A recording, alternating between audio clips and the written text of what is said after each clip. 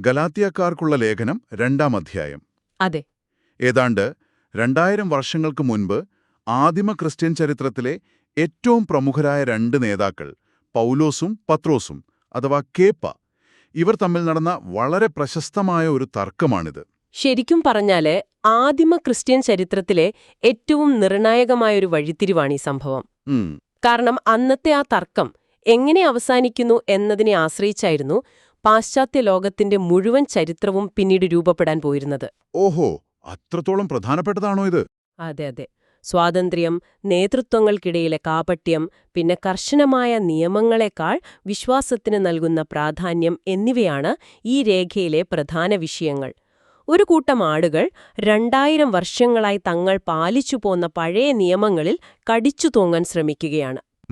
അതേസമയം തന്നെ മറ്റൊരു വിഭാഗം പൂർണ്ണമായും പുതിയൊരു സ്വതന്ത്ര ചിന്തയിലേക്ക് മാറാനും ശ്രമിക്കുന്നു. വലിയൊരു സംഘർഷമാണിത്. അപ്പോ ഈ പരസ്യമായ ഏറ്റുമുട്ടലിലേക്ക് എത്തുന്നതിനു മുൻപ് അതിലേക്ക് നയിച്ച പശ്ചാത്തലം നമ്മൾ മനസ്സിലാക്കേണ്ടതുണ്ടല്ലേ? തീർച്ചയായും. പൗലോസ് തന്റെ കുറിപ്പുകളിൽ ആരംഭിക്കുന്നത് ഈ സംഭവത്തിന് 14 വർഷങ്ങൾക്ക് മുൻപ് ജെറുസലേമിൽ നടന്ന ഒരു രഹസ്യ കൂടിക്കാഴ്ചയെക്കുറിച്ച് പറഞ്ഞുകൊണ്ടാണ്.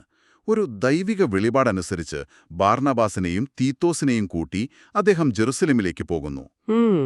ഇവിടെ എന്റെ ശ്രദ്ധ ആകർഷിച്ച ഒരു പേരുണ്ട്, തീത്തോസ്. പൗലോസ് പ്രത്യേകം പറയുന്നുണ്ട് തീത്തോസ് ഒരു യഹൂദനല്ല, മറിച്ചൊരു ഗ്രീക്കുകാരനായിരുന്നു എന്ന്. ഇതിലെന്താണ് ഇത്ര വലിയ കാര്യം? അവിടെയാണ് ആ കാലഘട്ടത്തിന്റെ സാമൂഹിക പശ്ചാത്തലം നമ്മൾ ശരിക്കും മനസ്സിലാക്കേണ്ടത്. 1-ാം നൂറ്റാണ്ടിലെ യഹൂദ സമൂഹത്തെ സംബന്ധിച്ചിടത്തോളം അവർ ദൈവത്താൽ തിരഞ്ഞെടുക്കപ്പെട്ട ഒരു പ്രത്യേക ജനതയാണ് എന്നതായിരുന്നു അവരുടെ ഏറ്റവും വലിയ അഭിമാനം. ഇതിന്റെ ഏറ്റവും പ്രധാനപ്പെട്ട ശാരീരിക അടയാളമായിരുന്നു പരിച്ഛേദന അഥവാ സുന്നത്ത് കർമ്മം. ഓഹോ, അപ്പോ ഇതൊരു നിർബന്ധമായ കാര്യമായിരുന്നു? അതെ, ഇതൊരു കേവല ആചാരമായിരുന്നില്ല. ഇത് ദൈവവുമായുള്ള അവരുടെ ഉടമ്പടിയുടെ മുദ്രയായിരുന്നു. ഇത് ചെയ്യാത്തവർ അഥവാ വിജാതീയർ അശുദ്ധരും സമൂഹത്തിന് പുറത്തുള്ളവരുമായിട്ടാണ് കണക്കാക്കപ്പെട്ടിരുന്നത്. എന്നുവെച്ചാൽ അവർക്ക് യാതൊരു സ്ഥാനവുമില്ല. കൃത്യമായിട്ട്.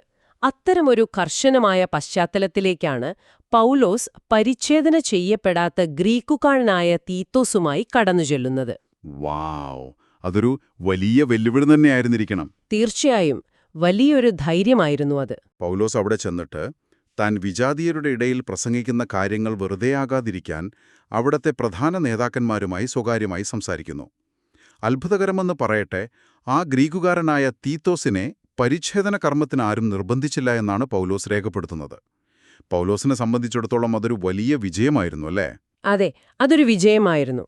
പക്ഷേ ആ വിജയം അത്ര എളുപ്പമായിരുന്നില്ല കേട്ടോ. ആ കൂട്ടത്തിൽ പൗലോസ് വ്യാജ സഹോദരന്മാർ എന്ന് വിളിക്കുന്ന ചിലരുണ്ടായിരുന്നു. വ്യാജ സഹോദരന്മാർ? അതെ, അവർ രഹസ്യമായി കടന്നുകൂടി പൗലോസും കൂട്ടരും അനുഭവിക്കുന്ന ഈ പുതിയ സ്വാതന്ത്ര്യത്തെ ഇല്ലാതാക്കാൻ ശ്രമിച്ചു.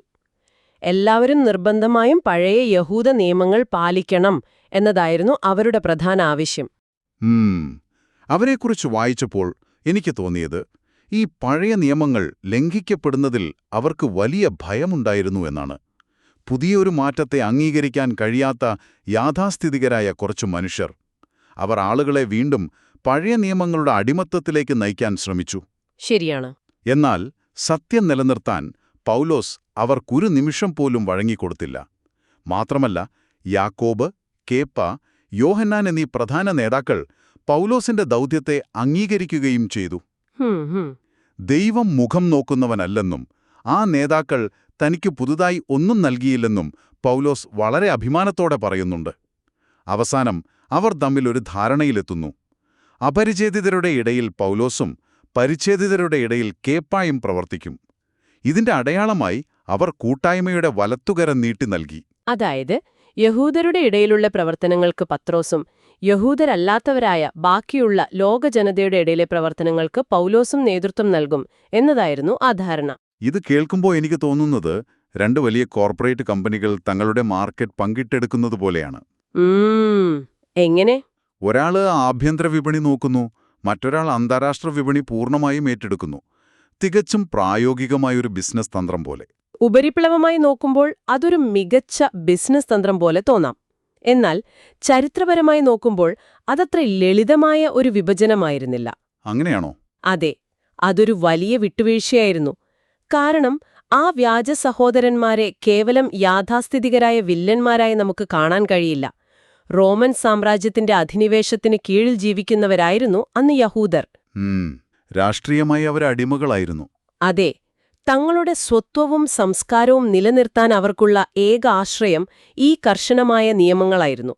ആ നിയമങ്ങൾ ഉപേക്ഷിക്കുക എന്നത് തങ്ങളുടെ ദേശീയതയെയും അസ്തിത്വത്തെയും ഒറ്റിക്കൊടുക്കുന്നതിന് തുല്യമായിരുന്നു അവർക്ക്. ഓഹോ, അപ്പൊ അതൊരു സ്വത്വപ്രതിസന്ധിയുടെ പ്രശ്നമായിരുന്നു. കൃത്യമായിട്ട്. അതുകൊണ്ട് ഈ ധാരണയിലൂടെ അന്ന് സംഭവിച്ചത് തങ്ങളുടെ സമൂഹം രണ്ടായി പിളർന്നു പോകുന്നത് ഒഴിവാക്കാനുള്ള നേതാക്കന്മാരുടെ അതിതീവ്രമായ ഒരു ശ്രമമാണ്. ആ പശ്ചാത്തലം മനസ്സിലാക്കുമ്പോഴാണ് ഈ സംഭവത്തിന്റെ തീവ്രത ശരിക്കും പിടികിട്ടുന്നത്. ജെറുസലേമിൽ വെച്ച നേതാക്കൾ തമ്മിൽ വളരെ നല്ലൊരു കരാറിലെത്തി കൈകൊടുത്തു പിരിഞ്ഞു. എല്ലാവരും സന്തോഷവാന്മാരാണ്. എന്നാൽ സിദ്ധാന്തങ്ങൾ പ്രായോഗിക തലത്തിൽ വരുമ്പോൾ എന്തു സംഭവിക്കുമെന്ന് കാണിക്കുന്നതാണ് പിന്നീട് അന്ത്യോക്യായിൽ നടന്ന സംഭവം. ഈ വൈരുദ്ധ്യമാണ് നമ്മൾ ആദ്യം സൂചിപ്പിച്ച ആ നാടകീയമായ മുഹൂർത്തം. തീർച്ചയായും അന്ത്യോക്യയെക്കുറിച്ച് നമ്മളിവിടെ പ്രത്യേകം പരാമർശിക്കേണ്ടതുണ്ട്. അക്കാലത്തെ റോമൻ സാമ്രാജ്യത്തിലെ മൂന്നാമത്തെ വലിയ നഗരമായിരുന്നു അന്ത്യോക്യ. വലിയൊരു മെട്രോ നഗരം പോലെയല്ലേ? അതെ അതെ, ഒരുപാട് സംസ്കാരങ്ങളും മനുഷ്യരും ഒത്തുചേരുന്ന ഒരു കോസ്മോപൊളിറ്റൻ നഗരം. അവിടെ യഹൂദരും വിജാതീയരും വളരെ ഇടകലർന്നാണ് ജീവിച്ചിരുന്നത്. അതെ, പൗലോസ് രേഖപ്പെടുത്തുന്നത് കേപ്പ, അതായത് പത്രോസ്, അന്ത്യോക്യയിൽ വന്നപ്പോൾ യഹൂദരല്ലാത്ത വിജാതീയരോടൊപ്പം ഇരുന്ന് വളരെ സ്വതന്ത്രമായി ഭക്ഷണം കഴിച്ചിരുന്നു എന്നാണ്. ഒരുമിച്ച് ഭക്ഷണം കഴിക്കുക എന്നത് അക്കാലത്ത് ഇന്നത്തെ പോലെ വെറുമൊരു സാമൂഹിക കൂടിച്ചേരലായിരുന്നില്ല കേട്ടോ. ആണോ? അതിലെന്താണ് ഇത്ര പ്രത്യേകത? ജൂതന്മാരുടെ ഭക്ഷണക്രമം അഥവാ കോഷർ നിയമങ്ങൾ വളരെ കർശനമായിരുന്നു. ഏത് ഭക്ഷണം കഴിക്കാം, എന്ത് പാത്രത്തിൽ കഴിക്കാം, ആരുടെ കൂടെ ഇരുന്ന് കഴിക്കാം എന്നതിനെക്കുറിച്ചെല്ലാം നൂറുകണക്കിന് നിയമങ്ങളുണ്ടായിരുന്നു. ഒരു വിജാതീയന്റെ ഒപ്പമിരുന്ന് ഭക്ഷണം കഴിക്കുക എന്നാൽ സ്വന്തം അശുദ്ധി വിളിച്ചു വരുത്തുന്നതിന് തുല്യമായിരുന്നു. എന്നാൽ പത്രോസ് അന്ത്യോക്യായിൽ വെച്ച് അത് ചെയ്തു. അതായത്, ക്രിസ്തുവിലുള്ള വിശ്വാസത്തിൽ നാം എല്ലാവരും ഒന്നാണ്, പഴയ വിഭജനങ്ങൾക്ക് ഇനി സ്ഥാനമില്ല എന്ന വലിയൊരു പ്രഖ്യാപനമായിരുന്നു പത്രോസിന്റെ ആ പ്രവൃത്തി. ശരിക്കും പറഞ്ഞാൽ ആ സന്ദേശം തന്നെയാണ് പത്രോസ് അവിടെ നൽകിയത്. എന്നാൽ കഥ അവിടെ മാറുകയാണ്. ജെറുസലേമിൽ നിന്നും യാക്കോബിന്റെ അടുത്തുനിന്ന് ചില ആളുകൾ അവിടേക്ക് വന്നു. അവർ ഈ പഴയ നിയമങ്ങൾ കർശനമായി പാലിക്കുന്നവരായിരുന്നു. അതെ, അവരെ കണ്ടയുടനെ കേപ്പ ഭയന്ന് ഈ കൂട്ടായ്മയിൽ നിന്നും വിജാതീയരോടൊപ്പമുള്ള ഭക്ഷണമേശയിൽ നിന്നും പിന്മാറി. ഇവിടെയാണ് പത്രോസ് എന്ന നേതാവിന്റെ മനഃശാസ്ത്രം നമ്മൾ വിശകലനം ചെയ്യേണ്ടത്. വെറുമൊരു ഭയം കൊണ്ടായിരുന്നില്ല അദ്ദേഹം പിന്മാറിയത്. അന്ന് ജെറുസലേമിലെ രാഷ്ട്രീയ കാലാവസ്ഥ വളരെ സങ്കീർണമായിരുന്നു. എങ്ങനെയായിരുന്നു ആ അവസ്ഥ? റോമക്കാർക്കെതിരെ തീവ്ര ദേശീയവാദികളായ യഹൂദരുടെ ഒരു മുന്നേറ്റം അവിടെ ശക്തി പ്രാപിക്കുന്ന സമയമായിരുന്നു അത്. യഹൂദ നിയമങ്ങൾ ലംഘിക്കുന്നവരെ രാജ്യദ്രോഹികളായി കാണുന്ന അവസ്ഥ. ജെറുസലേമിലെ സഭയുടെ തലവനായ പത്രോസ് അന്ത്യോക്യായിൽ വന്ന് വിജാതീയർക്കൊപ്പം ആഹാരം കഴിക്കുന്നു എന്ന വാർത്ത ജെറുസലേമിലെത്തിയാൽ അത് വലിയ പ്രശ്നമാകുമല്ലേ? അതെ, അവിടെയുള്ള വിശ്വാസികൾക്ക് അത് വലിയ രാഷ്ട്രീയ പ്രത്യാഘാതങ്ങൾ ഉണ്ടാക്കുമായിരുന്നു. അത്തരം സമ്മർദ്ദങ്ങളായിരിക്കാം പത്രോസിനെ ഇതിന് പ്രേരിപ്പിച്ചത്. കാരണങ്ങൾ എന്തുതന്നെയായാലും കേപ്പായ പോലെ അത്രയും വലിയൊരു നേതാവ് അങ്ങനെ ചെയ്തപ്പോൾ അതിന്റെ പ്രത്യാഘാതം വളരെ വലുതായിരുന്നു എന്ന് പൗലോസ് പറയുന്നു. കേപ്പായുടെ ഈ പ്രവൃത്തി കണ്ട് മറ്റ് യഹൂദന്മാരും കപടമായി പെരുമാറാൻ തുടങ്ങി. എന്തിന്? ഇത്രയും നാൾ പൗലോസിനൊപ്പം നിന്ന അദ്ദേഹത്തിന്റെ ഏറ്റവും വിശ്വസ്തനായ സുഹൃത്ത് ബാർണബാസ് പോലും ഈ കാപട്യത്താൽ വഴിതെറ്റിക്കപ്പെട്ടു എന്നാണ് രേഖകൾ പറയുന്നത്. അത്രത്തോളം സ്വാധീനമുണ്ടായിരുന്നു പത്രോസിന്. അതായത്, അതുവരെയുണ്ടായിരുന്ന ആ വലിയ മാറ്റം ഒറ്റയടിക്ക് ഇല്ലാതാവുകയാണ്. ഇത് കണ്ട പൗലോസ് എല്ലാവരുടെയും മുൻപിൽ വെച്ച് കേപ്പായ പരസ്യമായി ചോദ്യം ചെയ്തു. പൗലോസ് ചോദിച്ചതിതാണ്: യഹൂദനായ നീ വിജാതീയനെപ്പോലെ ജീവിക്കുമ്പോൾ വിജാതീയരെ എങ്ങനെ യഹൂദരെ പോലെ ജീവിക്കാൻ പ്രേരിപ്പിക്കും? അസാമാന്യമായ ധൈര്യമാണ് പൗലോസ് അവിടെ കാണിക്കുന്നത്. ആദിമസഭയിലെ ഏറ്റവും വലിയ അധികാര കേന്ദ്രത്തെയാണ് അദ്ദേഹം പരസ്യമായി വെല്ലുവിളിക്കുന്നത്. അതെനിക്ക് വളരെ വലിയൊരു അത്ഭുതമായി തോന്നി. സമ്മർദ്ദം മനുഷ്യരെ എങ്ങനെ മാറ്റുന്നു എന്നതിന്റെ വ്യക്തമായ ഉദാഹരണം നമ്മളിവിടെ കാണുന്നു. ശരിയാണ്. തനിക്കൊപ്പമുള്ള ജീവനക്കാരോട് വളരെ സൗഹൃദത്തിൽ പെരുമാറുന്ന, അവരോടൊപ്പം തമാശ പറഞ്ഞ് ചായ കുടിക്കുന്നൊരു മാനേജർ പെട്ടെന്ന് ഹെഡ് ഓഫീസിൽ നിന്ന് മേലധികാരികൾ വരുമ്പോൾ സ്വഭാവം മാറി കർശനക്കാരനായി മാറുന്നതുപോലെയാണിത്. മറ്റുള്ളവരെ കാണിക്കാൻ വേണ്ടിയുള്ള ഒരു തരം അഭിനയം. പക്ഷേ എന്റെ ചോദ്യം ഇതാണ്: കേപ്പയെപ്പോലെ അത്രയും സ്വാധീനമുള്ള ആ സമൂഹത്തിലെ ഏറ്റവും മുതിർന്നൊരു നേതാവിനെ പരസ്യമായി വിമർശിക്കുന്നത് പൗലോസിനെ സംബന്ധിച്ച വലിയൊരു റിസ്ക് അല്ലായിരുന്നോ? ഒരുപക്ഷെ അദ്ദേഹത്തിനത് സ്വകാര്യമായി സംസാരിച്ച് തീർക്കാമായിരുന്നില്ലേ? എന്തിനാണ് ഇത്രയും വലിയൊരു പൊട്ടിത്തെറി അവിടെ ഉണ്ടാക്കിയത്? നിങ്ങൾ പറഞ്ഞത് വളരെ ശരിയാണ്. അതൊരു വലിയ റിസ്ക് തന്നെയായിരുന്നു. പൗലോസ് ഒറ്റപ്പെടാനോ സഭയിൽ നിന്ന് പുറത്താക്കപ്പെടാനോ ഒക്കെ അത് കാരണമാവുമായിരുന്നു. പിന്നെ എന്തിനാകും അങ്ങനെ ചെയ്തത്? എന്തുകൊണ്ടാണ് പൗലോസ് അത് പരസ്യമായി ചെയ്തത് എന്ന് ചോദിച്ചാൽ അവിടെ സംഭവിച്ച തെറ്റും പരസ്യമായിരുന്നു എന്നതാണ് ഉത്തരം. പത്രോസിന്റെ ആ പ്രവൃത്തി നൽകിയ സന്ദേശം നിങ്ങൾ ക്രിസ്തുവിൽ വിശ്വസിച്ചാലും പോരാ, പരിപൂർണരാകാൻ യഹൂദരുടെ നിയമങ്ങൾ കൂടി പാലിക്കണമെന്നതായിരുന്നു. പൗലോസ് അവിടെ ഇടപെട്ടില്ലായിരുന്നെങ്കിൽ ഒരു പുതിയ ആഗോള മുന്നേറ്റമായി മാറേണ്ടിരുന്ന ക്രിസ്തുമതം കേവലം യഹൂദമതത്തിന്റെ ഒരു ചെറിയ ശാഖ മാത്രമായി അവിടെ അവസാനിക്കുമായിരുന്നു. പൗലോസ് അവിടെ സംരക്ഷിക്കാൻ ശ്രമിച്ചത് കേവലം ഒരു വ്യക്തിബന്ധമല്ല, മറിച്ച് ആ സമൂഹത്തിന്റെ അടിസ്ഥാന ആശയത്തെയാണ്. അതുകൊണ്ടാണ് അദ്ദേഹം അത്രയും രൂക്ഷമായി പ്രതികരിച്ചത്. അപ്പോ ഭക്ഷണമേശയിലെ കേവലം ഒരു തർക്കം മാത്രമായിരുന്നില്ല അന്ത്യോക്യയിൽ നടന്നത് എന്ന് വ്യക്തമാണ്. അതവരുടെ വിശ്വാസത്തിന്റെ അടിസ്ഥാന ആശയത്തെ തന്നെ ചോദ്യം ചെയ്യുന്നതായിരുന്നു. ആ അടിസ്ഥാന ആശയം എന്താണെന്ന് രേഖകളുടെ അവസാന ഭാഗത്ത് പൗലോസ് വളരെ കൃത്യമായി പറയുന്നുണ്ട്. അതെ, ഇതൊരു വലിയ ആശയപരമായ വിപ്ലവമാണ് അദ്ദേഹം അവിടെ അവതരിപ്പിക്കുന്നത്. നൂറ്റാണ്ടുകളായി മനുഷ്യൻ പിന്തുടർന്നു പോന്ന ചിന്താഗതികളെ അട്ടിമറിക്കുന്ന ഒന്നായിരുന്നു അത്. അദ്ദേഹം പറയുന്നത് ശ്രദ്ധിക്കുക. നാം ജനനം കൊണ്ട് യഹൂദരാണ്, അല്ലാതെ വിജാതീയരായ പാപികളല്ല. എന്നിരുന്നാലും പഴയ നിയമങ്ങൾ അനുഷ്ഠിക്കുന്നതിലൂടെയല്ല, മറിച്ച് യേശുക്രിസ്തുവിലുള്ള വിശ്വാസത്തിലൂടെയാണ് ഒരാൾ നീതീകരിക്കപ്പെടുന്നത്. നീതീകരണം അഥവാ ദൈവത്തിന് മുൻപിൽ ശരിയായവനാവുക എന്നത് നിയമങ്ങൾ പാലിക്കുന്നതിലൂടെ ലഭിക്കില്ല എന്ന് അദ്ദേഹം ഉറപ്പിച്ചു പറയുന്നു. താൻ നശിപ്പിച്ചവ വീണ്ടും പണിതുയർത്തിയാൽ താൻ തന്നെ ഒരു അതിക്രമിയാകുമെന്നാണ് പൗലോസ് വാദിക്കുന്നത്. അവിടെ പറയുന്ന വളരെ ശക്തമായൊരു വാചകമുണ്ട്: ഞാൻ ക്രിസ്തുവിനോടുകൂടെ ക്രൂശിതനായിരിക്കുന്നു. ഇനിമേൽ ഞാനല്ല ജീവിക്കുന്നത്, ക്രിസ്തുവാണ് എന്നിൽ ജീവിക്കുന്നത്. ഒടുവിലായി അദ്ദേഹം പറയുന്നു, നിയമത്തിലൂടെയാണ് നീതീകരണം ലഭിക്കുന്നതെങ്കിൽ ക്രിസ്തുവിന്റെ മരണത്തിന് യാതൊരർത്ഥവുമില്ലാതാകും. ബാഹ്യമായ പ്രവൃത്തികളേക്കാൾ ആന്തരികമായ മാറ്റത്തിനാണ് പൗലോസ് ഇവിടെ പ്രാധാന്യം നൽകുന്നത്. മതപരമായ നിയമങ്ങളെ ഒരു ചെക്ക് ലിസ്റ്റ് വെച്ച് ജീവിക്കുന്നതുമായി നമുക്ക് ഉപമിക്കാം. എന്നുവെച്ചാൽ ഇത് ചെയ്തു അത് ചെയ്തില്ല എന്ന് നോക്കി സ്വയം വിലയിരുത്തുന്ന രീതി. എന്നാൽ അത് പൂർണ്ണമായും അർത്ഥശൂന്യമാണെന്ന് അദ്ദേഹം പറയുന്നു. ഇത് കേൾക്കുമ്പോൾ എനിക്ക് തോന്നുന്നത് പഴയ റൂൾ ബുക്ക് പൂർണ്ണമായും കാലഹരണപ്പെട്ടു എന്ന് പൗലോസ് പ്രഖ്യാപിക്കുകയാണെന്നാണ്. ഇന്നത്തെ കാലത്തെ അതിവേഗ ഫൈബർ ഇന്റർനെറ്റ് ഉപയോഗിക്കുന്ന ഒരാൾ 90കളിലെ ഡയലപ്പ് ഇന്റർനെറ്റിന്റെ യൂസർ മാനുവൽ നോക്കി കാര്യങ്ങൾ ചെയ്യാൻ ശ്രമിക്കുന്നത് പോലെയല്ല ഇത്? രസകരമായൊരു താരതമ്യം. ആ പഴയ മാനുവൽ അന്ന് ആ കാലഘട്ടത്തിൽ ശരിയായിരുന്നിരിക്കാം, എന്നാൽ ഇന്നത് പൂർണ്ണമായും അപ്രസക്തമാണ്. ആ പഴയ നിയമങ്ങളിലേക്ക് തിരികെ പോയാൽ ഈ പുതിയ മാറ്റത്തിന്റെ അർത്ഥം തന്നെ ഇല്ലാതാവും. പുതിയ സാങ്കേതികവിദ്യയുടെ ഗുണം ലഭിക്കില്ല. അതൊരു വളരെ നല്ല ഉദാഹരണമാണ്. പക്ഷേ ഇതിനെ കുറച്ചുകൂടി ആഴത്തിൽ നോക്കി കാണാനാണ് ഞാൻ ആഗ്രഹിക്കുന്നത്. തീർച്ചയായും, പറയൂ. ഇത് കേവലം പഴയ സാങ്കേതികവിദ്യയിൽ നിന്ന് പുതിയതിലേക്ക് മാറുന്നതുപോലെയുള്ളൊരു കാര്യമല്ല. ഒരു വലിയ കെട്ടിടം പണിയുമ്പോൾ നമ്മൾ അതിനു ചുറ്റും താൽക്കാലികമായി ഇരുമ്പ് പൈപ്പുകൾ കൊണ്ടോ മുളകൾ കൊണ്ടോ ഒരു സ്കാഫോൾഡിംഗ് നിർമ്മിക്കാറുണ്ടല്ലേ? അതെ, പണിക്കാർക്ക് നിൽക്കാനൊക്കെ വേണ്ടിയിട്ട്. കെട്ടിടം പണിയാൻ സഹായിക്കുന്ന ഒരു സപ്പോർട്ട് സിസ്റ്റം മാത്രമാണത്. മനുഷ്യന്റെ ധാർമ്മികതയെയും ചിന്തകളെയും രൂപപ്പെടുത്താൻ പുരാതന കാലത്ത് നൽകപ്പെട്ട ഈ നിയമങ്ങളും അത്തരമൊരു സ്കാഫോൾഡിംഗ് ആയിരുന്നു. ഓഹോ, അപ്പോൾ അതൊരു താൽക്കാലിക സംവിധാനമായിരുന്നു. കൃത്യമായിട്ട്. എന്നാൽ കെട്ടിടം പണി പൂർത്തിയായി കഴിഞ്ഞാൽ പിന്നീട് ആ താൽക്കാലിക സപ്പോർട്ട് സിസ്റ്റത്തിന്റെ ആവശ്യമില്ല. അത് പൊളിച്ചു മാറ്റണം. കെട്ടിടം പൂർണ്ണമായതിനു ശേഷവും ആരെങ്കിലും വീണ്ടും ആ സ്കാഫോൾഡിംഗ് പണിയാൻ ശ്രമിച്ചാൽ അതൊരു വിഡ്ഢിത്തമായിരിക്കും. അതെ, കെട്ടിടത്തിന്റെ ഭംഗി അത് ഇല്ലാതാക്കും. വിശ്വാസമെന്ന പൂർണ്ണത വന്നു കഴിഞ്ഞാൽ പിന്നെ പഴയ നിയമങ്ങളാകുന്ന സ്കാഫോൾഡിംഗ് ആവശ്യമില്ല എന്നാണ് പൗലോസ് വാദിക്കുന്നത്. അത് വളരെ വ്യക്തമായൊരു ചിത്രമാണ് നൽകുന്നത്. പക്ഷേ എനിക്കിവിടെ തോന്നുന്ന വളരെ പ്രായോഗികമായൊരു സംശയമുണ്ട്. ചോദിക്കൂ. ആ സ്കാഫോൾഡിംഗ് മാറ്റിയാൽ, അല്ലെങ്കിൽ പഴയ നിയമങ്ങളൊന്നും ബാധകമല്ലെങ്കിൽ, പിന്നെ നിയന്ത്രണങ്ങളൊന്നുമില്ലേ? ആളുകൾക്ക് ഇഷ്ടമുള്ളതുപോലെ എന്തും ചെയ്യാമെന്നാണോ പൗലോസ് ഉദ്ദേശിക്കുന്നത്? ഇത് സമൂഹത്തിൽ വലിയൊരു അരാജകത്വമുണ്ടാക്കില്ലേ?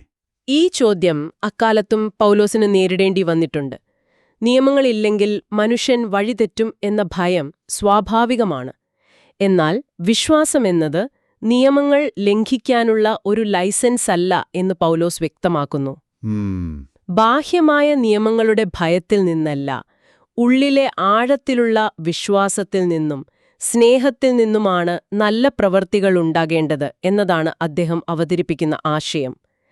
ക്രിസ്തുവാണ് എന്നിൽ ജീവിക്കുന്നതെന്ന് അദ്ദേഹം പറയുമ്പോൾ അതിനർത്ഥം തന്റെ തീരുമാനങ്ങളെയും പ്രവൃത്തികളെയും നയിക്കുന്നത് പുറത്തുനിന്നുള്ള ഭയപ്പെടുത്തുന്ന നിയമങ്ങളോ ശിക്ഷയോ അല്ല, മറിച്ച് ഉള്ളിലെ ആത്മീയമായ ഒരു മാറ്റമാണ് എന്നാണ്. അതായത് ആന്തരികമായ ഒരു നിയന്ത്രണം.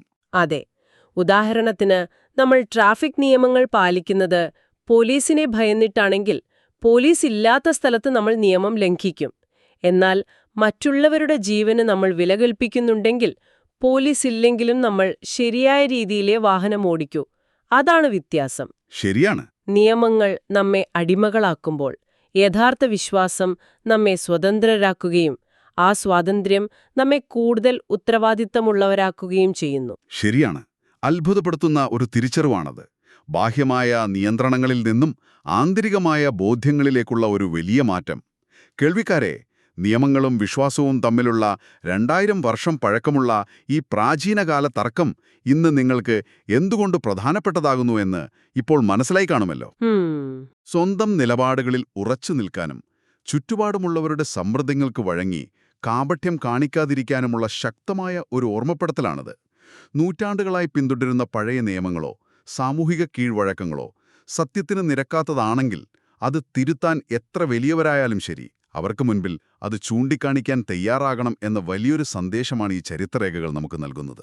അതെ, നിങ്ങളുടെ ആന്തരികമായ ആശയങ്ങളിലും വിശ്വാസത്തിലും നിങ്ങൾക്ക് വ്യക്തതയുണ്ടെങ്കിൽ മറ്റുള്ളവരുടെ പ്രതികരണങ്ങളെ ഭയക്കേണ്ടതില്ല എന്നതാണ് ഈ പഠനം നൽകുന്ന ഏറ്റവും വലിയ പാഠം. കൃത്യമായി പറഞ്ഞാൽ, ബാഹ്യമായ നിയമങ്ങൾ അനുസരിക്കുന്നതിനേക്കാൾ ആന്തരികമായ വിശ്വാസത്തിലൂടെയും ബോധ്യത്തിലൂടെയുമാണ് മനുഷ്യനിൽ യഥാർത്ഥ മാറ്റം സാധ്യമാവുക എന്ന് പൗലോസ് അന്ന് വാദിച്ചു ജയിച്ചു. ഇന്ന് നമ്മൾ ഈ പഠനയാത്ര അവസാനിപ്പിക്കുമ്പോൾ നിങ്ങൾക്കായി ഒരു ചോദ്യം ഞാൻ ബാക്കി വയ്ക്കുകയാണ്. ഇതൊന്ന് സ്വയം ചോദിച്ചു നോക്കൂ. നിങ്ങളുടെ ഇന്നത്തെ ജീവിതത്തിൽ നിങ്ങൾ കർശനമായി പാലിക്കുന്ന പല നിയമങ്ങളും സാമൂഹികമായ കീഴ്വഴക്കങ്ങളും അല്ലെങ്കിൽ ചില ബന്ധങ്ങളും ഒന്ന് പരിശോധിച്ചു നോക്കൂ. നിങ്ങളത് ചെയ്യുന്നത് യഥാർത്ഥത്തിലുള്ള വിശ്വാസവും ബോധ്യവും ഉള്ളതുകൊണ്ടാണോ, അതോ മറ്റുള്ളവർ എന്തു വിചാരിക്കും എന്ന് ഭയന്ന് ആ ബോർഡ് മീറ്റിംഗിൽ പരസ്യമായി വിമർശിക്കപ്പെട്ട മാനേജറെ പോലെ അല്ലെങ്കിൽ അന്ത്യോക്യായിലെ ഭക്ഷണമേശയിലിരുന്ന പത്രോസിനെ പോലെ ആളുകളെ കാണിക്കാൻ വേണ്ടി മാത്രമാണോ നിങ്ങളതെല്ലാം ചെയ്യുന്നത്? ആലോചിച്ചു നോക്കൂ. പുതിയൊരു വിഷയവുമായി മറ്റൊരു അന്വേഷണത്തിൽ നമുക്ക് വീണ്ടും കാണാം. എല്ലാവർക്കും നമസ്കാരം. നമ്മളിന്ന് സംസാരിക്കാൻ പോകുന്നത് ഒരു വിശ്വാസത്തിൻ ഗതി തന്നെ മാറ്റിയ ഒരു നിർണായക അധ്യായത്തെക്കുറിച്ചാണ്. ഇത് വെറുമൊരു പഴയ കഥയല്ല, മറിച്ച് ആദിമസഭയിലെ ഏറ്റവും വലിയ 2 വ്യക്തിത്വങ്ങൾ തമ്മിൽ നടന്ന ഒരു ആശയപരമായ പോരാട്ടത്തിന്റെ കഥയാണ്. ഗലാത്യർക്ക് എഴുതിയ ലേഖനം, അധ്യായം 2. ഈ വാചകമൊന്ന് ആലോചിച്ചു നോക്കൂ. കേപ, അതായത് പത്രോസ്, പൗലോസ്, 2 പേരും സഭയുടെ നെടുംതൂണുകളാണ്. അവരിലൊരാൾ മറ്റൊരാളെ എല്ലാവരുടെയും മുന്നിൽ വെച്ച് മുഖത്ത് നോക്കി എതിർത്തു എന്ന് പറയുമ്പോൾ അതിലെ ആ ഒരു പിരിമുറുക്കം, ആ നാടകീയത, ഇതൊരു ചെറിയ അഭിപ്രായ വ്യത്യാസമല്ലെന്ന് ഈ ഒരൊറ്റ വാചകത്തിൽ നിന്ന് തന്നെ വ്യക്തമാണ്. അപ്പോൾ സ്വാഭാവികമായും ഒരു ചോദ്യം വരുമല്ലേ, എന്തായിരുന്നു ആ വലിയ തർക്കം? പത്രോസിനെ പോലെ ഒരാളെ പരസ്യമായി വിമർശിക്കാൻ മാത്രം എന്ത് വലിയ തെറ്റാണ് അദ്ദേഹം ചെയ്തത്? ഇത് വെറുമൊരു വ്യക്തിപരമായ പ്രശ്നമായിരുന്നോ? അല്ലേയല്ല, അതിലും ഗൗരവമേറിയ ഒന്നിന്റെ പേരിലായിരുന്നു ഈ ഏറ്റുമുട്ടൽ. അപ്പോ നമുക്ക് നേരെ ആ സംഭവത്തിലേക്ക് പോകാം. അന്ത്യോക്യയില് ശരിക്കും എന്താണ് സംഭവിച്ചത്? സംഭവം ഇങ്ങനെയാണ്. തുടക്കത്തിൽ പത്രോസ് ഒരു പ്രശ്നവുമില്ലാതെ യഹൂദരല്ലാത്ത ക്രിസ്ത്യാനികളോടൊപ്പം, അതായത് വിജാതീയരോടൊപ്പം ഒരുമിച്ചിരുന്ന ഭക്ഷണം കഴിക്കുമായിരുന്നു. ഇത് സഭയിലെ ഐക്യത്തിന്റെ വലിയൊരു അടയാളമായിരുന്നു. പക്ഷേ ജെറൂസലേമിൽ നിന്ന് യാക്കോബിന്റെ ചില ആളുകൾ വന്നപ്പോ സീൻ ആകെ മാറി. പത്രോസ് പെട്ടെന്ന് അവരിൽ നിന്ന് പിന്മാറാൻ തുടങ്ങി. ഒരുമിച്ച് ഭക്ഷണം കഴിക്കുന്നത് നിർത്തി. പരിച്ഛേദനം ചെയ്ത യഹൂദരെ പേടിച്ചായിരുന്നു ഈ മാറ്റം. ഏറ്റവും സങ്കടകരമായ കാര്യമെന്താണെന്ന് വെച്ചാൽ, പത്രോസിന്റെ ഈ കാപട്യം കണ്ട് പൗലോസിന്റെ കൂടെയുണ്ടായിരുന്ന ബാർനബാസ് പോലും വഴിതെറ്റിപ്പോയി. പൗലോസിനെ സംബന്ധിച്ചിടത്തോളം ഇത് വെറും ഒരു ഭക്ഷണത്തിന്റെയോ കൂട്ടുകൂടുന്നതിന്റെയോ പ്രശ്നമല്ലായിരുന്നു. ഇത് സുവിശേഷത്തിന്റെ അടിസ്ഥാന സത്യത്തിന് നേരെയുള്ള ഒരു ആക്രമണമായിരുന്നു. ക്രിസ്തുവിൽ എല്ലാവരും ഒന്നാണ് എന്ന ആശയത്തെയാണ് പത്രോസിന്റെ പ്രവൃത്തി തകർത്തുകളഞ്ഞത്.